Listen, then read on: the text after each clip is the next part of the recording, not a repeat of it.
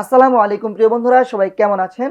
আশা করছি সবাই ভালো আছেন এবং সুস্থ আছেন। এই মুহূর্তে আমার হাতে আপনারা দেখতে পাচ্ছেন স্যামসাং A54, যাদের বাজেট 35,000 টাকা এবং যারা এই বাজেটে মোটামুটি ভালো একটা ফোন কিনতে যাচ্ছেন, আজকের ভিডিওটা তাদের জন্য।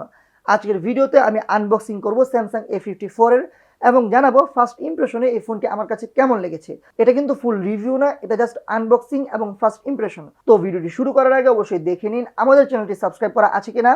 সাবস্ক্রাইব করে না থাকলে অবশ্যই আমাদের চ্যানেলটি সাবস্ক্রাইব করে নেবেন এবং অবশ্যই বেল বাটনটিতে ক্লিক করে নেবেন। স্যামসাং A54 আপনারা পেয়ে যাবেন কাজী ইন্টারন্যাশনালে। কাজী ইন্টারন্যাশনালের ফিজিক্যাল শপ বসুন্ধরা সিটিতে। এই ফোনটি আপনারা তাদের কাছে পেয়ে যাবেন 36,000 টাকায়। দাম সবসময় ওঠানামা করে, তাই রিসেন্ট প্রাইস জানতে অবশ্যই যোগাযোগ করুন। কাজী ইন্টারন্যাশনালের ফেসবুক পেজ, গ্রুপ কিংবা সরাসরি ফোনেও তাদের সাথে যোগাযোগ করতে পারেন। কাজী ইন্টারন্যাশনাল সম্পর্কে বিস্তারিত সকল ইনফরমেশন থাকবে ভিডিওর নিচে ডিসক্রিপশন বক্সে। সো আমরা এখন আনবক্সিং করব স্যামসাং A54 এর। এই ডিভাইসটি আপনারা পেয়ে যাচ্ছেন কাজী ইন্টারন্যাশনালে। এখানে নাম, ঠিকানা এবং ফোন নাম্বার দেখতে পাচ্ছেন। ডিসক্রিপশনে কিন্তু বিস্তারিত দেওয়া থাকবে। তো ফোনটি খোলা যাক। সো দেখতে পাচ্ছি এটা হচ্ছে স্যামসাং A54 এর বক্স। বক্সের উপরে লেখা আছে স্যামসাং A54 এবং এখানে কিন্তু ফোনটার ছবি দেওয়া আছে। সো বক্সটা খোলা যাক। বক্সটি খুললে ভিতরে প্রথমেই দেখতে পাচ্ছেন আরও একটি বক্স, যেখানে পাচ্ছেন একটি সিম ইজেক্টর পিন, পাচ্ছেন একটি type C to type C charging cable এবং ইউজার ম্যানুয়াল।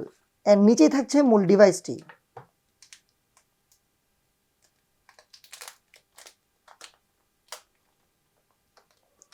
ওয়াও, ডিভাইসটা কিন্তু দেখতে বেশ সুন্দর। বক্সে কিন্তু আপনারা কোনো ধরনের চার্জিং অ্যাডাপ্টার পাচ্ছেন না। স্যামসাং A54 এ আপনারা পেয়ে যাচ্ছেন 6.4 ইঞ্চির ফুল এইচডি প্লাস রেজুলেশনের সুপার অ্যামোলেড প্যানেলের ডিসপ্লে। এখানে এই ডিসপ্লেটা দেখতে পাচ্ছেন যেটা, এটা কিন্তু 120 হার্জ রিফ্রেশের একটি ডিসপ্লে এবং এই ডিসপ্লেটি একই সাথে HDR10+ সাপোর্ট করে। আর এখানে ডিসপ্লের প্রোটেকশন হিসেবে পাচ্ছেন কর্নিং গোরিলা গ্লাস 5। ফোনটি কিন্তু ওজনে 202 গ্রাম, কিন্তু ফোনটি তেমন ভালো লাগছে না। আর এখানে পিছনে যে ব্যাকপার্টটা আছে, এই ব্যাকপার্টটা কিন্তু পুরোটাই গ্লাস ব্যাক। আর এখানে যে প্লাস্টিক ফ্রেম আছে, অর্থাৎ এখানে যে ফ্রেমটা আছে সেটা কিন্তু প্লাস্টিক ফ্রেম। এই ফোনটির ডান পাশে পাচ্ছেন ভলিউম আপ ডাউন বাটন এবং লক বাটন। নিচের দিকে পাচ্ছেন একটি স্পিকার এবং টাইপ সি চার্জিং পোর্ট এবং উপরের দিকে পাচ্ছেন সিম ইজেক্টর পিন। স্যামসাং A54 এ আপনারা পাচ্ছেন One UI 5.1 বেসড অ্যান্ড্রয়েড 13 এবং এই ফোনটিতে প্রসেসর হিসেবে পাচ্ছেন Exynos 1380, যেটি 5 ন্যানোমিটারের একটি প্রসেসর এবং এই প্রসেসরটি কিন্তু অক্টা কোরের একটি প্রসেসর এবং ফোনটিতে জিপিইউ হিসেবে পাচ্ছেন Mali G68 MP5। Samsung A54 আপনারা পেয়ে যাবেন 4128, 6128, 8128 এবং 6256 জিবি এবং 8256 জিবির এই কয়েকটি ভার্সনে। আর এই ফোনটির রেয়ারে পাচ্ছেন 3টি ক্যামেরার সেটআপ, যেখানে প্রাইমারি সেন্সরটি হচ্ছে 1.8 অ্যাপারচারের 50 মেগাপিক্সেলের সেন্সর। এছাড়াও পাচ্ছেন 2.2 অ্যাপারচারের 12 মেগাপিক্সেলের আলট্রাওয়াইড এবং 2.4 অ্যাপারচারের 5 মেগাপিক্সেলের ম্যাক্রো সেন্সর। আর এই ফোনটির সামনে পেয়ে যাচ্ছেন 2.2 অ্যাপারচারের 32 মেগাপিক্সেলের সেলফি শুটার। এই ফোনটির রেয়ার ক্যামেরা দিয়ে আপনি সর্বোচ্চ 4K 30 FPS পর্যন্ত ভিডিও শুট করতে পারবেন এবং এই ফোনটির সামনের ক্যামেরা দিয়েও কিন্তু 4K 30 FPS পর্যন্ত ভিডিও শুট করতে পারবেন। এই ফোনটিতে কিন্তু স্টেরিও স্পিকার পাচ্ছেন। আর এখানে ব্যাটারি হিসেবে পাচ্ছেন 5000 mAh এর বিশাল ব্যাটারি এবং এই ফোনটি কিন্তু 25 ওয়াটের চার্জিং পর্যন্ত সাপোর্ট করবে। সো এটা হচ্ছে এই ফোনটির আনবক্সিং এবং ফুল স্পেসিফিকেশন। এখন এই ফোনটির যদি ফার্স্ট ইমপ্রেশনের কথা যদি আমি বলি, তাহলে এই ফোনটি কিন্তু ডিসপ্লেটা আমার কাছে বেশ ভালো লেগেছে। খুবই কম্প্যাক্ট একটি ফোন, এক হাতে আরামে ব্যবহার করার মতো একটি ডিভাইস।